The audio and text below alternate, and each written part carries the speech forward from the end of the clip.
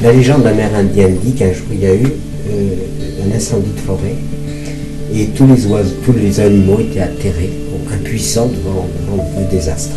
Par contre, le petit colibri, lui, il va chercher des gouttes d'eau dans son bec, il les jette sur le feu, il recommence.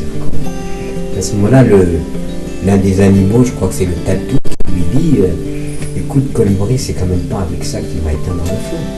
Et le colibri se tourne, regarde bien le tatou et lui dit je sais, mais je fais ma part.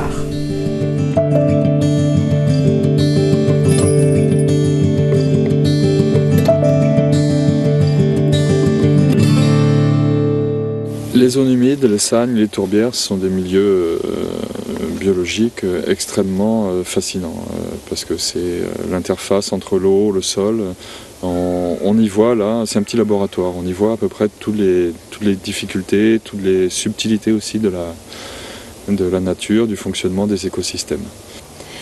C'est vraiment le berceau de mon enfance, mais bien avant que ma génération n'arrive ici, la vallée était habitée, c'est surtout à cause du ruisseau. Autrefois, c'était dans ces prés que l'on passait les moments de loisirs, en fait. Les hommes venaient à la pêche, aux écrevisses ou au verron, ou bien on s'asseyait à l'ombre des pommiers un peu plus haut. C'était l'endroit, la fraîcheur. Et les ouvriers de Saint-Juéry ou d'Albi venaient ici, même les Toulousains venaient prendre la fraîcheur auprès du ruisseau.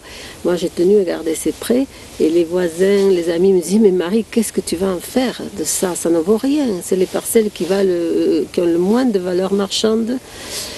Et j'ai réfléchi et j'ai dit écoutez, j'en ferai un parc naturel. Nous, on est natifs de Rouerous. Mon père, grand-père, il y a 4 générations avec mes fils. Ça fait la 4e génération qu'on est là. Bon, alors mes fils, ils sont venus avec moi à mesure que je me suis agrandi. C'est-à-dire qu'avec la clôture, on clôturait, notre premier truc, c'était on clôturait les parcelles. Donc s'il y avait une sagne au milieu, on la prenait dedans. Ouais. On a récupéré tout ça, personne ne les voulait plus. Donc c'était pour nous, ça... D'ailleurs, ils avaient clôturé, ils les avaient laissés, quoi. Oui. Les propriétaires les avaient laissés carrément. Ou alors ils avaient essayé tenté de les drainer, mais ça n'avait pas marché, donc ils les avaient abandonnés. Je m'appelle Daniel Dor, donc je suis gérant du groupement forestier du Centre-Bresse, donc avec l'aide précieuse de mon frère qui est aussi très impliqué sur le secteur et sur ce groupement. C'est un groupement familial. Et donc, voilà, mon frère s'est très intéressé aux sagnes et à la gestion de l'eau d'une façon générale. Et il est très souvent dans les ruisseaux à essayer de faire progresser le petit mouvement de l'eau. Donc, au départ, même les sagnes étaient plus ou moins plantées, donc ça a été un peu l'erreur qu'on essaye de corriger à l'heure actuelle. Moi, je suis donc Caroline, la femme de Sylvain. Et je partage avec lui depuis toujours ce plaisir d'aller marcher en botte dans les ruisseaux, de s'enfoncer dans les sagnes et de chercher désespérément cette drosera dont lui a des souvenirs d'enfance et moi toujours pas. On a voulu voir la drosera, mais en fait c'est une chimère, on l'a pas encore vue. Soi-disant Coralie l'a vue, une fois elle est revenue en disant ça y est, j'ai mis un point GPS. Sylvain a eu le cœur qu'il a fallu s'arrêter de battre. Je suis Coralie Golecki. Je travaille pour le réseau Sagne du Tarn et je travaille avec les gestionnaires de Sagne. Je suis originaire de la montagne, donc d'Anglès. Donc c'est pour ça que je connaissais un peu le milieu et qu'on me disait toujours la petite de Marmouillère. Quand j'ai commencé à travailler et à rencontrer les gens, j'étais située comme ça. C'est Coralie qui m'a demandé si on avait des sagnes sur l'exploitation. J'ai dit que oui. Et après, c'est un suivi et mon fils a pris le relais. Alors, la première réflexion de mon père, c'est cette petite écolo là qui nous embêtait, parce que bon, c'est vrai qu'à l'époque, quand tout le monde venait, c'était un peu la PAC, alors, entre les contrôles, tout ça, on était un peu truc. Alors, elle nous a expliqué un peu, elle nous a demandé comment fonctionnait notre exploitation. Elle n'est pas venue en terrain conquis, et c'est ça qui nous a plu, quoi. Elle n'est pas venue en nous disant, à la vérité, bon, il faut faire ci, ça, ça nous aurait rebuté, quoi. Enfin, je pense ça. Ouais. Au contraire, elle a essayé de nous écouter, de nous demander comment fonctionner, Et c'est à partir de là qu'elle a dit, mais par rapport à ça, vous pourriez faire ça, voilà, exactement. Et c'est ça qui nous a plu dans cette démarche, quoi, surtout. Cette approche, quoi, de nous écouter, tout simplement. D'écouter ce qu'on faisait, comment on travaillait, et ça, c'était nouveau. Et la partie qui est tout à fait au fond. Mais celle-là, on peut pas rentrer. Hein. Oui, mais vous l'avez eu broyée déjà. Oui, oui, oui. Ouais, des années très sèches. C'est une fille super parce qu'elle elle se met à la portée des gens suivant leur système. C'est ça qui est bien, quoi. C'est elle qui nous a donné le goût à tout ça. Ouais. J'ai découvert le réseau Sagne, j'ai découvert l'action de Rhizobium. Coralie qui est venue, à qui j'ai parlé de ce pré et qui m'a dit mais je peux venir le voir, etc. Ça a été une révélation. C'est vraiment extraordinaire de voir qu'on a de l'eau à fleur de sol, en fait. À fleur de peau, je dirais presque, de la peau de la terre, quoi. C'est vraiment formidable. Marie, elle est très attachante. Notre première rencontre, je me demandais un peu où elle voulait aller avec son parc naturel, ce qu'elle voulait réellement faire. Je la pensais vraiment très rêveuse. Et finalement, non, c'est une personne très très attachante et passionnée, qui est à fond dans son projet. Et en fait, elle se donne tout simplement les moyens de pouvoir aller là où elle veut aller, quoi. Par rapport à la gestion des sagnes, pour moi, ça a été une rencontre vraiment surprenante. Quand je suis allée pour la première fois à l'école des sagnes, je suis arrivée, je me rappellerai toujours, dans un univers très étrange, de gens qui parlaient un langage très surprenant, sur que des scientifiques, que des passionnés, et j'avais l'impression d'être sur une autre planète, quoi, de découvrir un monde tout à fait surprenant. Et puis bon, j'ai fait la connaissance de Coralie, qui a eu l'air tout à fait contente que je sois là. J'étais vraiment surprise, je me demandais qu'est-ce qui se passait. Voilà. Et à la suite de ça, on a eu le grand plaisir de faire la connaissance de Jacques, de vous faire venir tous les deux, et de faire notre premier travail dans les sagnes.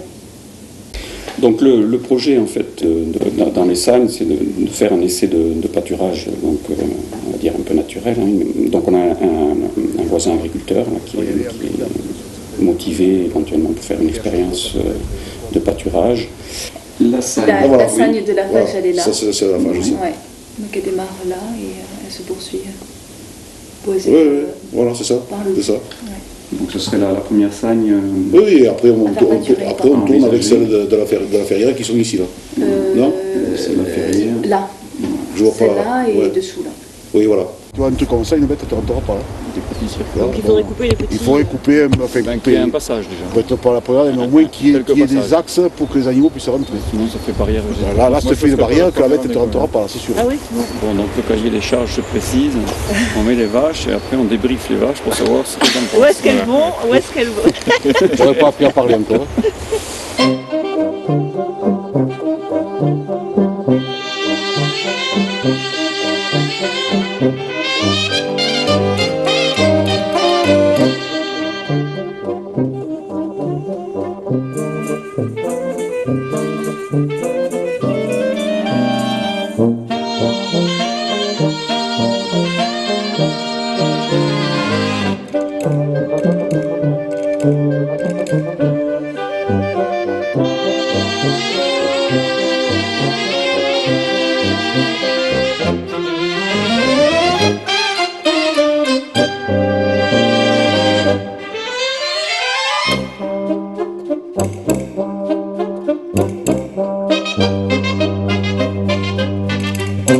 Cette région va souffrir un jour des excès de mauvais traitement de son sol et notamment de l'écoulement des eaux dans les sols.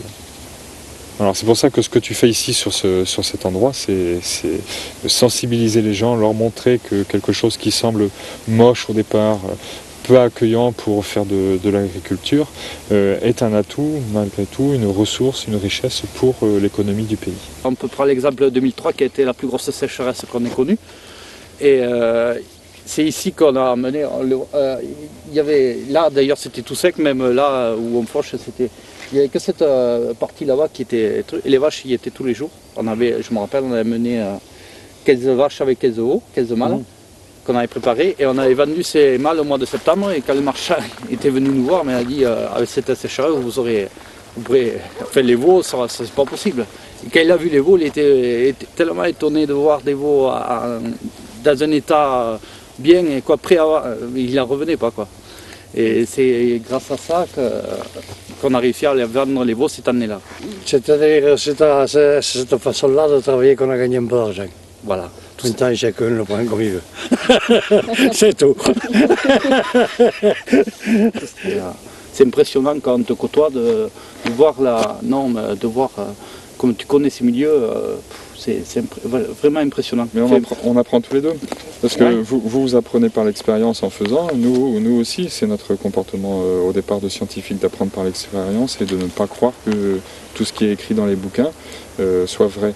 Et le problème de notre société, c'est que tout doit rentrer dans des cases, tout doit correspondre à des choses qui sont déjà écrites, alors que la nature, elle n'est pas faite comme ça. Ce que je crois, c'est que ce qu'on a senti en vous rencontrant tous, c'était la passion qui vous anime, moi ça a été très sensible, et puis la place que vous laissez aux propriétaires, c'est-à-dire que le fait que ce soit un travail en coopération, en prenant bien l'avis des gens qui sont sur place, en essayant de voir comment dans chaque espace, au mieux pour les intérêts de chacun, on avance doucement, on explique bien, on forme plus qu'on ne... ce qui est très séduisant avec vous, c'est qu'on garde le choix, on garde toujours la main sur le projet, et puis c'est bon. Il n'y a pas de critères d'urgence non plus, on sent que les choses se font tranquillement, au rythme qui va bien, on essaye quelque chose comme ça.